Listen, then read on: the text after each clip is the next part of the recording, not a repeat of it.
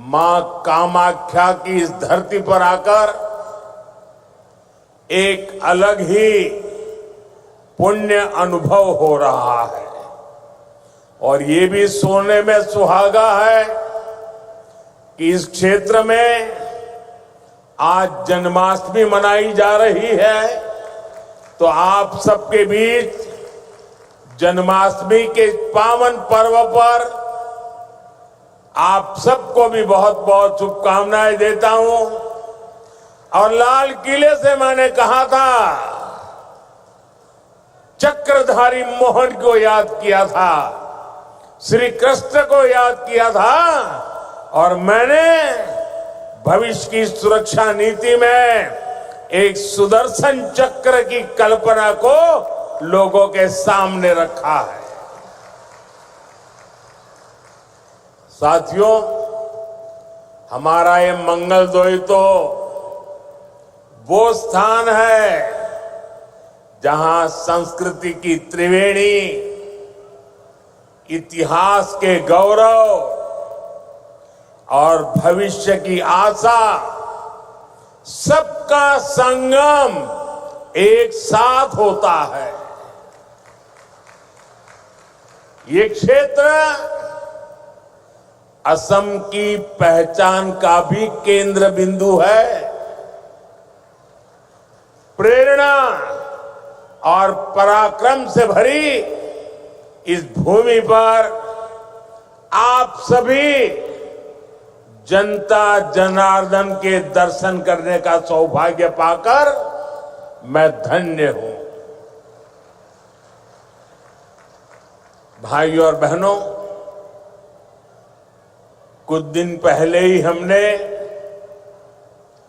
भारत रत्न सुधा कंठो भूपेन हजारी जी का जन्मदिवस मनाया है।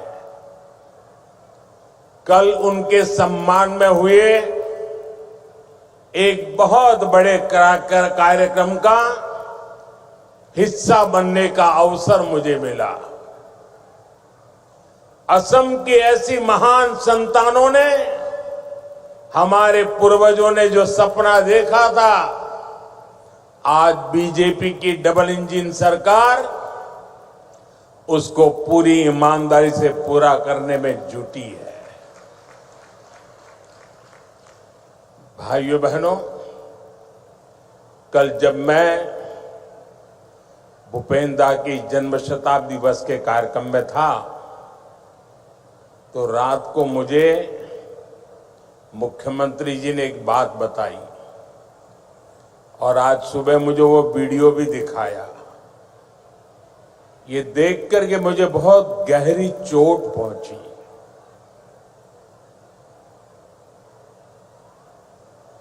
कांग्रेस पार्टी के अध्यक्ष का बयान उन्होंने मुझे दिखाया।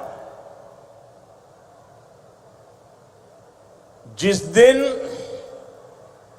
भारत सरकार ने इस देश के महान सपूत असम के गौरव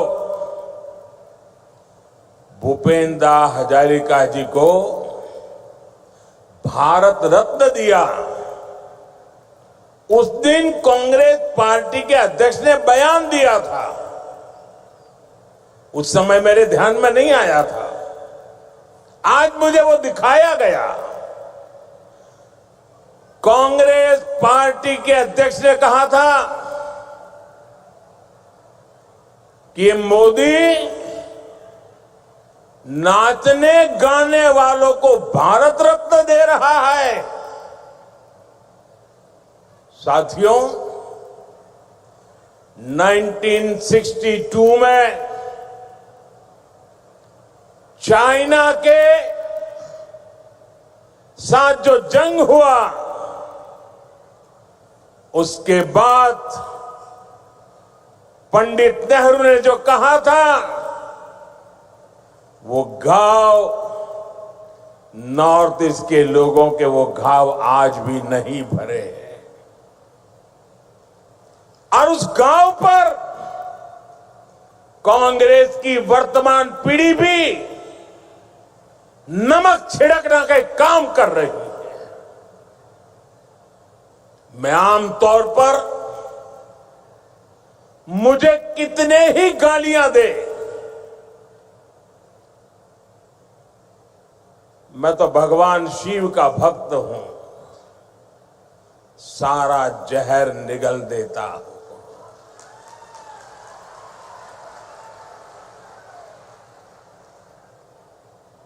लेकिन बेशर्मी के साथ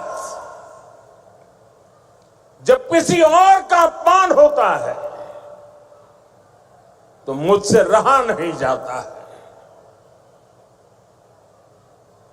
आप मुझे बताइए, भूपेंद्र को भारत रत्न देने का मेरा निर्णय सही है कि नहीं है? पूरी ताकत से बताइए, सही है कि नहीं है? भूपेंद्र को भारत रत्न दिया, उसका कांग्रेस ने मखौल उड़ाया, वो गलत किया कि नहीं किया? असम के बेटे का, भारत के सपूत का कांग्रेस ऐसे अपमान करती है, बहुत दर्द होता है। साथियों, मैं जानता हूं इनकी पूरी इकोसिस्टम आज टूट पड़ेगी मुझ पर कि मोदी फिर से रोना रोने लगा। मेरे लिए तो जनता जनार्दन ही मेरा भगवान है, और मेरे भगवान के पास जाकर के मेरे आत्मा की आवाज वहां नहीं निकलेगी तो कहां निकलेगी? यही मेरे मालिक है, यही मेरे पूजनीय है, यही मेरा रिमोट कंट्रोल है। मेरा और कोई रिमोट कंट्रोल नहीं है। 140 करोड़ देशवासी मेरा रिमोट कंट्रोल है। और इनका तो अहंकार इतना है कि नामदार जब कामदार की पिटाई करते हैं और दर्द के कारण अगर कामदार के मुंह से दर्द की आवाज निकल जाए तो उस पर ज्यादा जुल्म करते हैं कि तुम्हें रोने का भी अधिकार नहीं है, तुम नामदार के सामने कामदार होकर के कैसे रो सकते हो? ऐसा अहंकार सार्वजनिक जीवन में शोभा नहीं देता है। असम के लोगों ने, देश के लोगों ने, संगीत प्रेमी लोगों ने, कला प्रेमी लोगों ने, भारत की आत्मा के लिए जी जान लगाने वाले लोगों ने कांग्रेस से जवाब मांगना चाहिए कि आपने भूपेंद्र का अपमान क्यों किया? भाइयों बहनों, असम की सांस्कृतिक विरासत का सम्मान, संरक्षण और असम का तेज विकास, ये डबल इंजन सरकार की प्राथमिकता रही है। जरा एसपीजी के लोग, कोई भाई वो चित्र बना के लाए हैं, वो शायद देना चाहते हैं। जो चित्र बना के लाए हैं उनसे मेरी प्रार्थना है कि आप पीछे अपना नाम पता लिख लीजिए, मैं जरूर आपको चिट्ठी लिखूंगा। बहुत सुंदर तस्वीर आपने मेरी मां की तस्वीर भी बनाई है। असम का ये प्यार मैं कभी भूल नहीं सकता हूं। वो एक नौजवान कब से एक गमोछा लेकर के खड़ा है, वो भी ले लीजिए। मेरे लिए तो ये जन्माष्टमी का प्रसाद है। आसाम की कोई गरीब मां ने ये गमों से बनाया होगा। बहुत बहुत धन्यवाद भैया आपके इस प्रसाद के लिए। मैं आपका बहुत आभारी हूं। मुझे मिल जाएगा, दे दीजिए भैया, मिल जाएगा। मैं बहुत आभारी हूं आपका। एक और भी ले लीजिए, शायद वो हेमंता को देना चाहता है, हेमंता को देना चाहता है।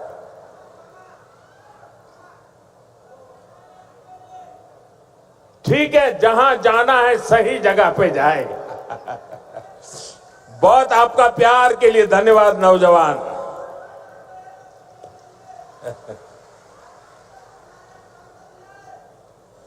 देखिए काफी बच्चे कुछ चित्र बना के लाए, जरा ले लो भाई।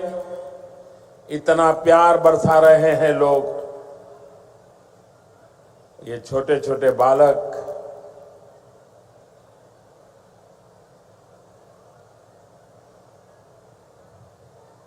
ऐसा सौभाग्य कहां मिलता है भाई।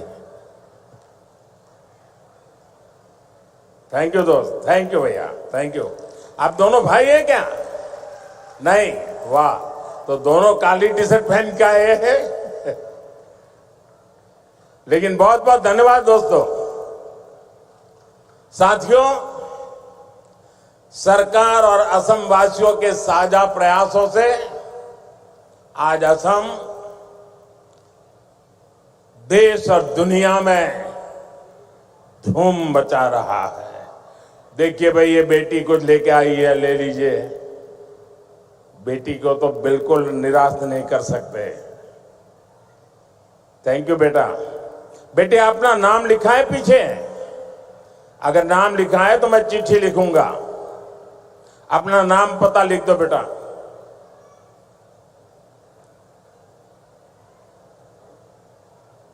साथियों, आज भारत दुनिया का सबसे तेजी से ग्रो करने वाला देश है। वही असम भी देश के सबसे तेजी से ग्रो करने वाले राज्यों में एक बन गया है।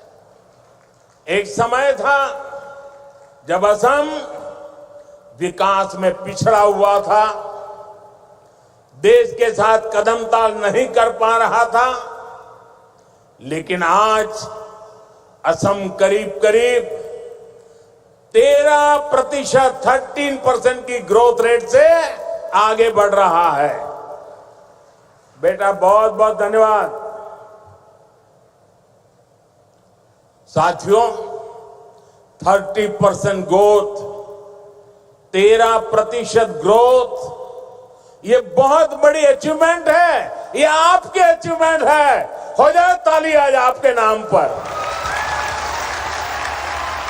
हमारे नाम पर तो आप बहुत तालियां बजाते हैं। मैं आज आपके पसीने पर ताली बजाना चाहता हूं।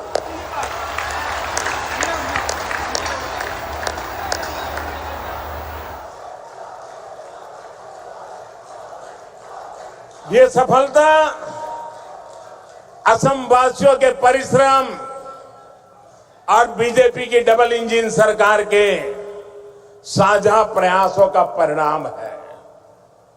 मुझे खुशी है कि असम की जनता इस पार्टनरशिप को लगातार मजबूत कर रही है। इसलिए तो हर चुनाव में हेमंता जी और उनकी टीम को बार बार भारी समर्थन मिल रहा है।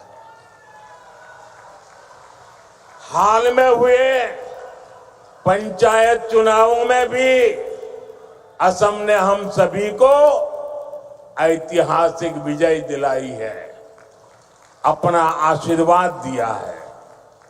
साथियों, भाजपा सरकार असम को भारत के विकास का ग्रोथ इंजन बनाने के लक्ष्य के साथ काम कर रही है। आज का ये कार्यक्रम भी हमारी इसी संकल्प का हिस्सा है।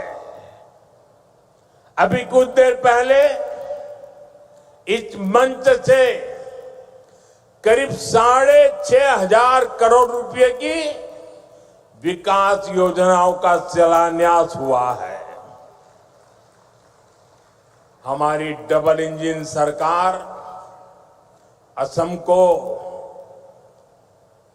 टॉप के कनेक्टेड स्टेट और टॉप के हेल्थ केयर हब के रूप में विकसित कर रही है। ये प्रोजेक्ट्स इसी संकल्प को और सशक्त करेंगे।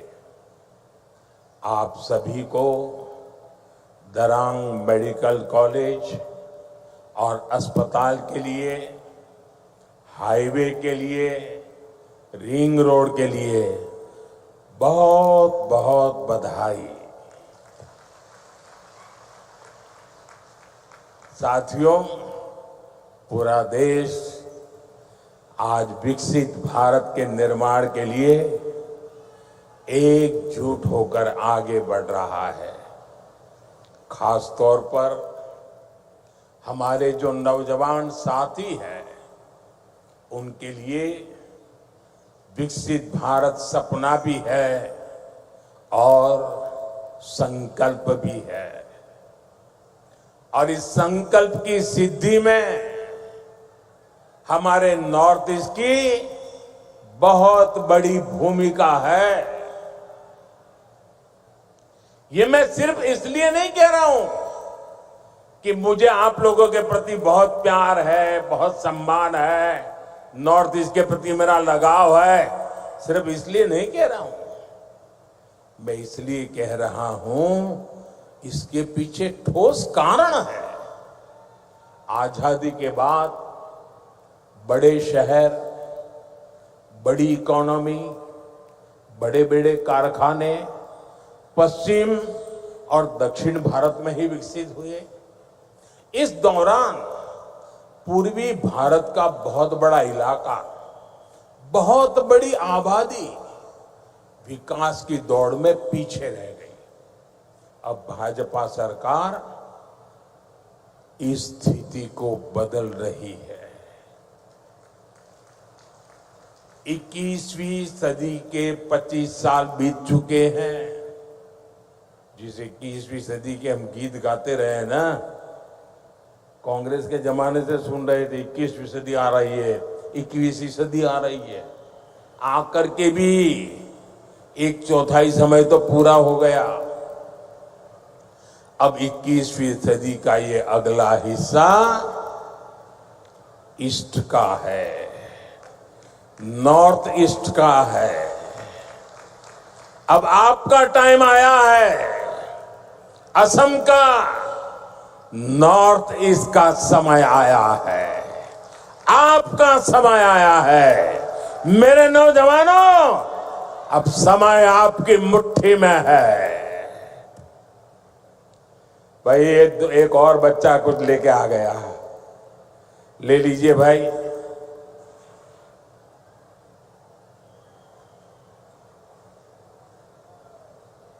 अब ये लोग भी मेरी मुसीबत जान लेते। मां का चित्र लेके आते हैं तो मन करता है बस ले लूं।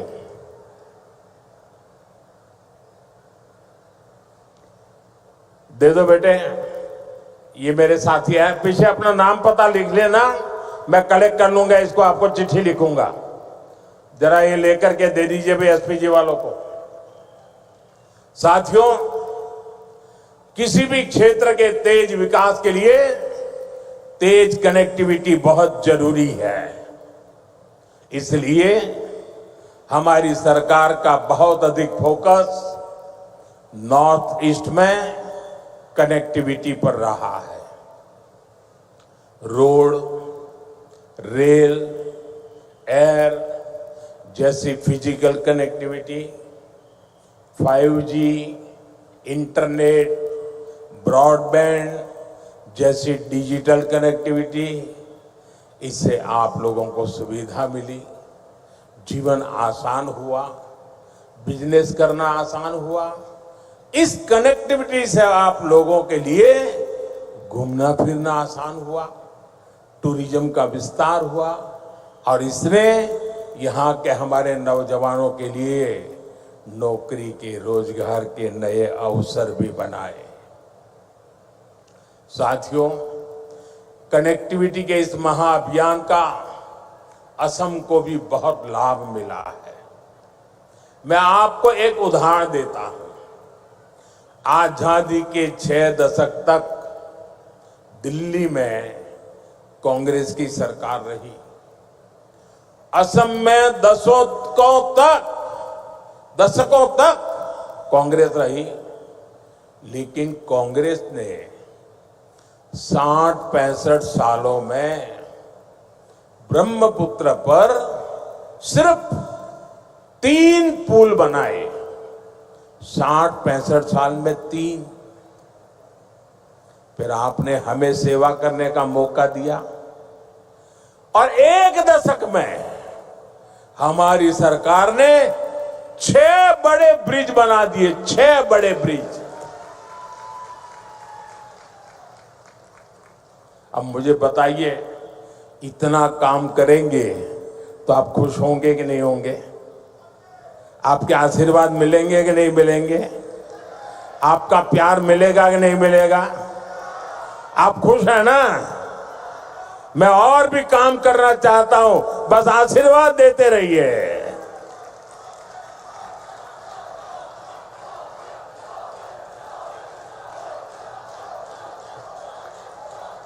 आज भी कुरवा नारंगी ब्रिज का शिलान्यास हुआ है। इस ब्रिज से गुवाहाटी और दरांग के बीच की दूरी कुछ ही मिनट की हो जाएगी।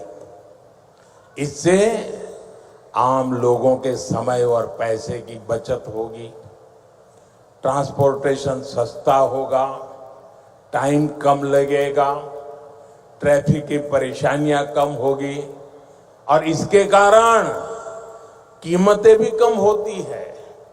साथियों, नई रिंग रोड से आपको बहुत फायदा होगा। जब ये बन जाएगी तो ऊपरी आसाम की तरफ जाने वाली गाड़ियों को शहर में आने की जरूरत ही नहीं पड़ेगी। ये ring road 5 national highway, 2 state highway, 1 airport, 3 railway station और 1 इनलैंड वाटर टर्मिनल को आपस में जोड़ने का काम करेगा। यानी असम में पहली बार सीमलेस मल्टी मॉडल कनेक्टिविटी का पूरा नेटवर्क होनेगा। ये है डबल इंजन की बीजेपी सरकार का विकास का मॉडल। साथियों, हम आज की नहीं बल्कि अगले 25-50 साल की जरूरतों के मुताबिक देश को तैयार कर रहे हैं, क्योंकि 2047 जब आजादी के 100 साल होंगे ना, विकसित भारत बना के रहना है दोस्तों। आपके लिए बनाना है, आपके बच्चों के लिए बनाना है, नौजवानों के उज्जवल भविष्य के लिए बनाना है। इसी कड़ी में मैंने लाल किले से घोषणा की थी कि अब जीएसटी में नेक्स्ट जनरेशन रिफॉर्म होगा। आज मैं इस रिफॉर्म की खुशखबरी के साथ आपके बीच आया हूं। आज से ठीक 9 दिन के बाद नवरात्रि का पहला दिन होगा। जीएसटी की दरें बहुत कम हो जाएगी और इससे असम के, देश के हर परिवार को फायदा होगा। रोजमर्रा की बहुत सारी चीजें और सस्ती हो जाएगी। हमने सीमेंट पर टैक्स कम किया है। इसके लिए जिसको घर बनाना है उसका खर्चा कम होगा। कैंसर जैसी अनेक गंभीर बीमारियों की अनेक महंगी दवाएं सस्ती हो जाएगी। बीमा कराना सस्ता हो जाएगा। और जिस नौजवानों को मोटरसाइकिल लेनी है, नई कार खरीदनी है, वो भी सस्ती हो जाएगी। आजकल आप देखते होंगे मोटर कंपनियों में ऐसी होड़ मची है, एडवर्टाइजमेंट दे रहे हैं 60,000 कम, 80,000 कम, 1,00,000 रुपया कम, लगातार इससे जुड़े विज्ञापन दे रहे हैं। यानी माताएं बहनें हो, नौजवान हो, किसान हो, दुकानदार हो, सबका फायदा होने वाला है। ये फैसला आपके त्योहारों की चमक और बढ़ाने वाला है। साथियों, इन त्योहारों में आपको मेरी एक बात भी ध्यान रखनी है। मैं अपनी बात बताऊं? मैं मेरी बात बताऊं? आप कहो तो बताऊं? सबके सब हाथ ऊपर करके बताइए, बताऊं? मेरी बात मानोगे? बैठो बेटा, बैठो। थैंक यू बेटा, थैंक यू। उसको तकलीफ मत दीजिए, उसको शारीरिक तकलीफ है, प्लीज उसको परेशान मत कीजिए। ले लेंगे। जरा कैमरामैन वो चिट्ठी ले लो, उनसे चिट्ठी ले लो। कोई नौजवान, बैठो बेटा, आप परेशान मत होना, उसको परेशान मत कीजिए। अरे भाई, उसको तकलीफ हो रही है भाई, मेरा प्रणाम भैया, उसको परेशान मत कीजिए प्लीज। उसको, मुझे अच्छा नहीं लगता है भैया, प्लीज। आप यहां तक आए, शरीर को इतना कष्ट देकर के आए, मैं आपका आभारी हूं। साथियों, जरा फिर से हाथ करके बताइए, मैं जो कहूंगा मेरी बात मानोगे? ऐसा नहीं, सबका हाथ ऊपर होना चाहिए, उधर भी। मेरी बात मानोगे?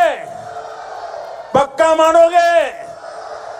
इतना कर लीजिए, देश आगे बढ़ जाएगा। तो मेरे लिए नहीं, मैं आपसे देश के लिए मांग रहा हूं।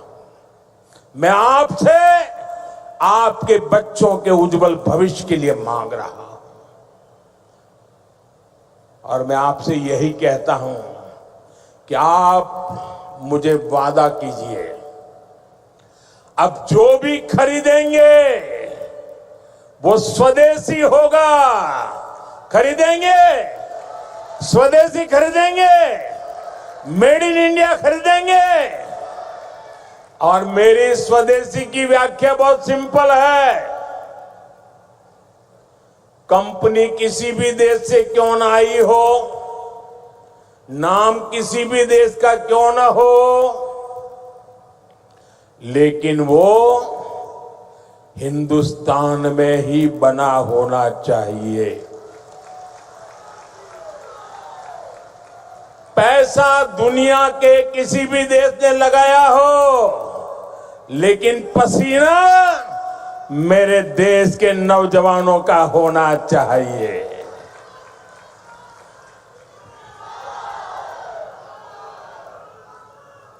उस जो भी मेड इन इंडिया होगा, उसमें मेरे भारत की मिट्टी की महक होनी चाहिए। ऐसा सामान खरीदेंगे रे? जरा हाथ ऊपर करके बताइए, खरीदेंगे? सबके साथ जोर से बताइए, खरीदेंगे? जोर से बताइए, खरीदेंगे? किसी को गिफ्ट देना है तो स्वदेशी देंगे। और जो दुकानदार माल बेचता है, मैं उसको कहना चाहता हूं, दुकान पे बोर्ड लगाइए। लगाएंगे? अपने गांव की हर दुकान पे बोर्ड लगाएंगे। उस पर बोर्ड लगाइए, गर्व से कहो ये स्वदेशी है। गर्व से कहो ये स्वदेशी है। देखिए, स्वदेशी की ताकत मैं बताता हूं। करीब 50 साल पहले की बात है। मैं कन्याकुमारी में कुछ समय के लिए वहां रहता था, और ये गमोथा कितने ही सालों से मेरे साथ होता है, मेरी बैग में भी 3-4 होते ही होते हैं।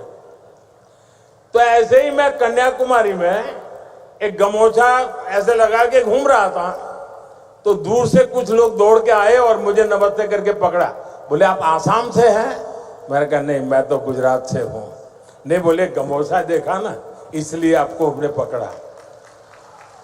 ये ताकत होती है मिट्टी की, स्वदेशी की ये ताकत होती है।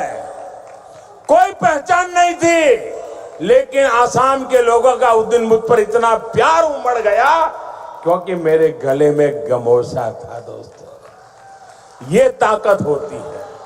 और इसलिए मैं कहता हूं, आप मुझे वादा करिए, हम स्वदेशी खरीदेंगे। वोकल फॉर लोकल, लोकल के लिए वोकल हो, इसके लिए हम सबका प्रयास देश को मजबूत करेगा। साथियों, बीते सालों में एक और सेक्टर में बहुत बड़ा काम देश में हुआ है। ये सेक्टर है हेल्थ केयर का, आरोग्य का। हमारे अस्पताल होते थे तो बड़े शहरों में, वहां इलाज कराने जाते थे तो बहुत महंगा पड़ता था। हमने एम्स का, मेडिकल कॉलेजों का नेटवर्क देश के कोने कोने तक फैला दिया। अब बैठिए भैया, मुझे आप अपने बोलने दीजिए। अब आप बैठिए, आप बैठिए, आप बैठिए, आप बैठिए। अरे उसको परेशान कर रहे हैं आप लोग। भाई कैमरा मैन, उनसे चिट्ठी ले लेना। मेरे इन दिव्यांग भाइयों को क्यों परेशान करते हैं आप? थैंक यू दोस्त।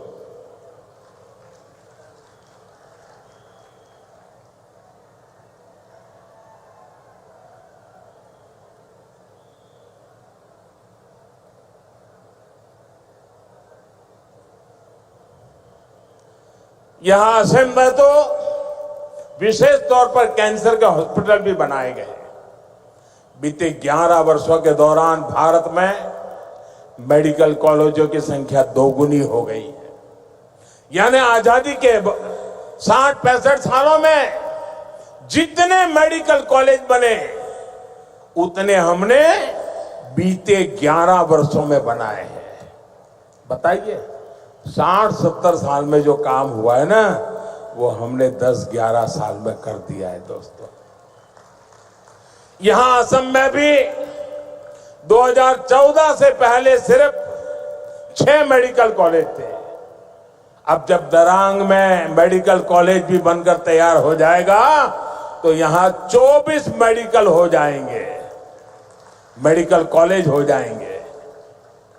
आपको भी पता है, जब मेडिकल कॉलेज बनता है तो इलाज की बेहतर व्यवस्था बनने के साथ ही ज्यादा से ज्यादा नौजवानों को डॉक्टर बनने का भी अवसर मिलता है। पहले मेडिकल सीटों की कमी की वजह से बहुत बड़ी संख्या में हमारे युवा डॉक्टर नहीं बन पाते थे। बीते 11 साल में देश में मेडिकल सीटों की संख्या 2 गुने से ज्यादा हो गई है। इतना ही नहीं, हमने एक और लक्ष्य रखा है। आने वाले 4-5 सालों में हम मेडिकल की 1 लाख नई सीटें जोड़ने जा रहे हैं। 1 लाख नई सीटें, 1 लाख नौजवानों को डॉक्टर बनाएंगे। साथियों, ये हम ऐसे काम करते हैं, अगर इस देश में 3 करोड़ लखपति दर्जे बनाने का काम करते हैं तो 1 लाख नए डॉक्टर बनाने का भी काम करते हैं। साथियों, असम देशभक्तों की भूमि है।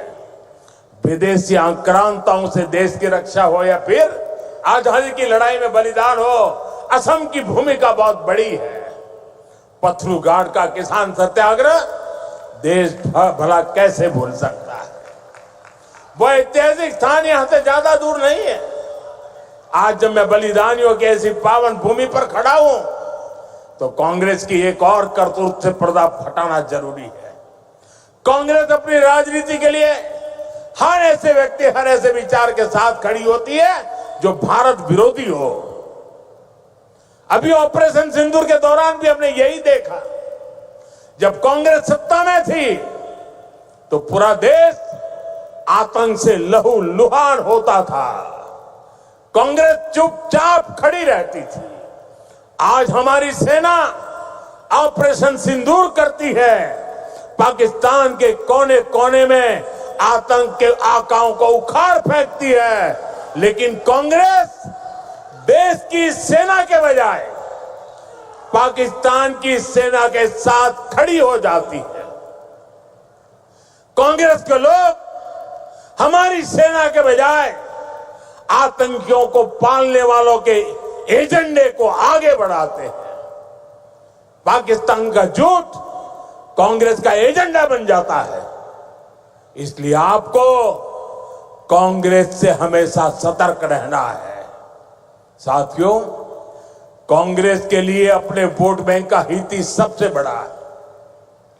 कांग्रेस देश हित की कभी परवाह नहीं करती। आज कांग्रेस देश विरोधियों की, घुसपैठियों की भी बहुत बड़ी रक्षक बन चुकी है। कांग्रेस जब सत्ता में थी तो घुसपैठ को बढ़ावा देती थी। आज कांग्रेस चाहती है कि इस घुसपैठिए हमेशा के लिए भारत में ही बस जाए और भारत का भविष्य घुसपैठिए तय करे। एक समय में मंगलदोई ने असम की पहचान बचाने के लिए अवैध घुसपैठ के खिलाफ बहुत बड़ा आंदोलन देखा है, लेकिन पहले की कांग्रेस सरकार ने आप लोगों को इसकी भी सजा दी है, आपसे इसका बदला लिया है। कांग्रेस ने यहां जमीन पर अवैध कब्जे होने दिए, हमारे आस्था के स्थानों पर, हमारे किसानों के, आदिवासियों के हक की जमीन पर डाका डाला। बीजेपी एनडीए सरकार बनने के बाद अब उन स्थितियों को बदला जा रहा है। यहां के अवैध कब्जों को हटाया जा रहा है। हेमंता जी के नेतृत्व में असम में लाखों बीघा जमीन घुसपैठियों से मुक्त की जा चुकी है। दरांग जिले में भी बहुत बड़ी जमीन से कब्जा हटाया गया है। यहां गोरुखुंटी इलाके में कांग्रेस के समय घुसपैठियों का कब्जा था। आज वो जमीन वापस ले जा चुकी है। अब वहां किसानों के लिए गोरुखुंटी कृषि परियोजना चल रही है। वहां के नौजवान अब कृषि सैनिक बनकर खेती कर रहे हैं। सरसों, मक्का, उड़द, तिल, कद्दू सब कुछ वही उग रहा है। यानी जो जमीन कभी घुसपैठियों के कब्जे में थी, आज वही जमीन असम के कृषि विकास का नया केंद्र बन गई है।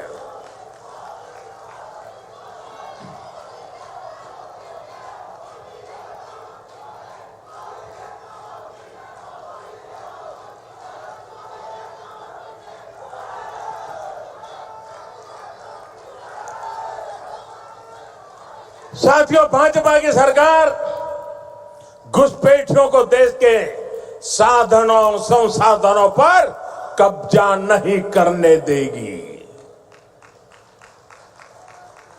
भारत के किसानों, भारत के नौजवानों, हमारे आदिवासियों का हक हम किसी को नहीं छीनने देंगे।